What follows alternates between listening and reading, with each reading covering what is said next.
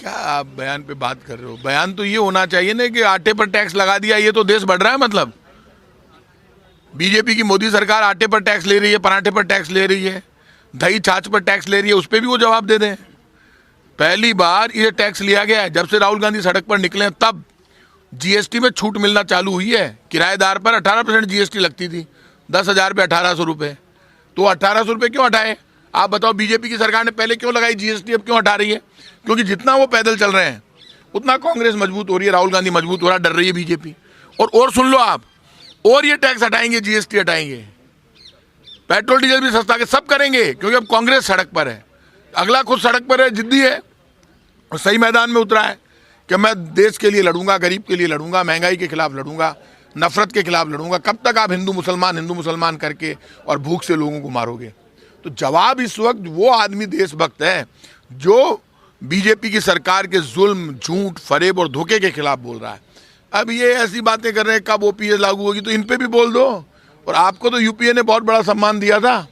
इस तरह की बात, आप इतने बड़े आर्थिक विशेषज्ञ हो, तो इससे मतलब आप मुझे ये बता दीजिए, 2000 आज़ादी के बाद से लेकर 2014 तक आज़ादी 67 सालों में अटल बिहारी वाजपेयी, पंडित नेहरू, राजीव गांधी जी, इंदिरा गांधी जी और सारे प्रधानमंत्रियों ने 2014 तक, इवन मनमोहन सिंह जी ने, सब ने मिलकर 58 लाख करोड़ रुपए का कर्जा लिया, 55 लाख करोड़ रुपए का। और 2014 से लेकर और 2022 तक बीजेपी की सरकार ने 85 लाख करोड़ रुपए का कर्जा लिया 8 साल में।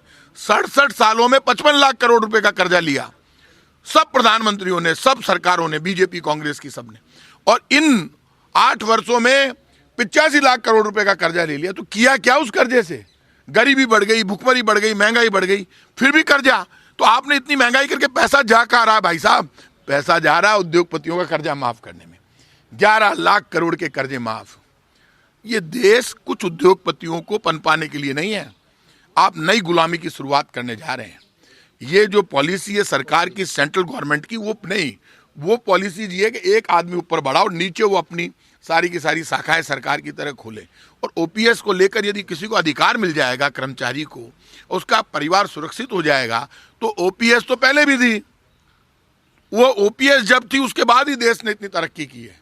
आज जो आप पावर देख रहे हो इंडिया की, ओपीएस थी। इसलिए ये माहौल बनाना बिल्कुल गलत बात है।